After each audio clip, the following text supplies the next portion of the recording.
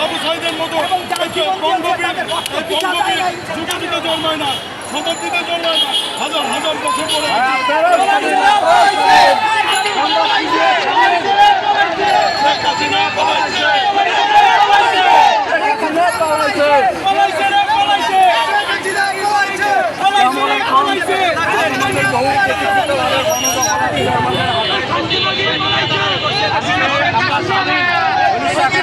আবার আমরা স্বাধীনতা